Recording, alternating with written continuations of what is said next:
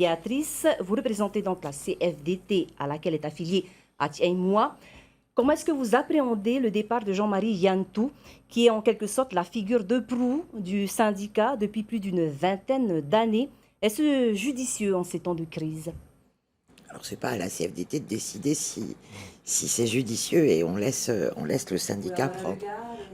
Quand même, sur les conséquences que cela peut avoir sur une centrale syndicale qu'une grande personnalité s'en aille.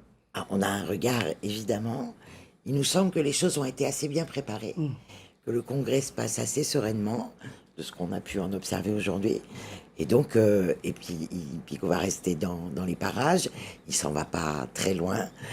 Donc la transmission, en tout cas, de son savoir-faire semble assurée. Et ça, pour nous, c'était assez important, effectivement. Vous allez tisser donc des liens avec le successeur de Jean-Marie Yantou à la tête du syndicat? Ah oui, enfin, en tout cas, on l'espère. Ça fait presque 40 ans que la CFDT coopère avec Atia et moi. Donc, il n'y a pas de raison que ça s'arrête. En tout cas, on fera tout pour que ça continue. Pour en revenir à la crise sociale qui résulte de la crise sanitaire mondiale que l'on a connue, quelles solutions peut apporter la CFDT et qui pourrait être applicable en Polynésie? En France également, la situation est assez critique. Alors, il y a plusieurs situations.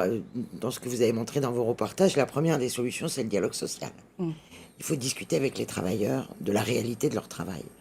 Et ça évite un certain nombre de conflits et ça permet d'avancer dans la bonne direction.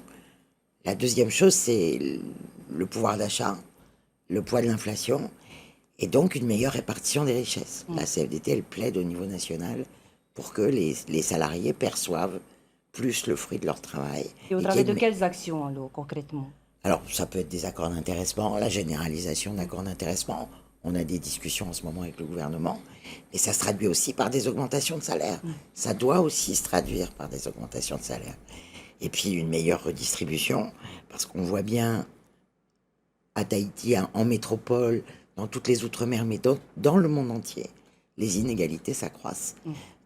Et donc, il faut une meilleure redistribution des richesses. Ça va être l'un des sujets de discussion alors de ce congrès. Alors, merci Béatrice pour ces premiers éléments de réponse. Pico, on vient avec vous. Vous avez donc décidé de passer la main. C'est une grande surprise. Vous avez œuvré au sein du syndicat, je le rappelle, durant plus de 20 ans et même lorsque la justice vous a évincé, vous êtes revenu et vous avez continué le combat. Qu'est-ce qui explique cette position aujourd'hui? Alors, il faut savoir que ça fait 22 ans peut-être à la tête du syndicat, mais ça fait quand même 40 ans. Depuis les débuts. Depuis le début de Atia et moi en 82. Et là, ça fait 40 ans que Atia et moi existe. Et c'est surtout le fait que ça fait 6 ans que je prépare la relève. Et la relève est prête. On n'a pas été chanté sur les toits, mais la relève est prête aujourd'hui. Des jeunes qui veulent pas mordre, mais qui veulent faire quelque chose pour l'avenir des salariés de ce pays. Il y a un pincement au cœur, tout de même?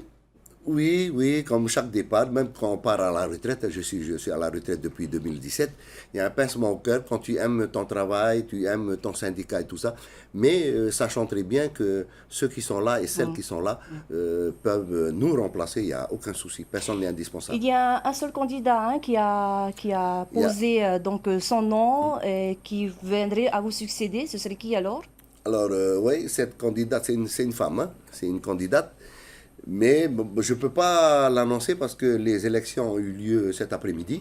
Le dépouillement a eu lieu. Je ne connais pas les résultats parce que si j'annonce que c'est cette personne... Mais toutes les chances sont de son côté. Ça se peut. 50-50. Béatrice, dernière question. Une femme à la tête de la centrale syndicale, deuxième centrale syndicale de Polynésie, ça vous inspire quoi? Moi, je suis responsable pour la CFDT de l'égalité femmes-hommes. C'est un dossier que je défends, donc je suis extrêmement satisfaite et heureuse de voir que la place des femmes ça augmente dans les organisations syndicales, à leur tête, mais aussi parmi les équipes militantes. Il y a beaucoup de femmes aujourd'hui au congrès d'Atia. Merci beaucoup à tous les deux d'avoir répondu à nos questions ce soir, Maruru.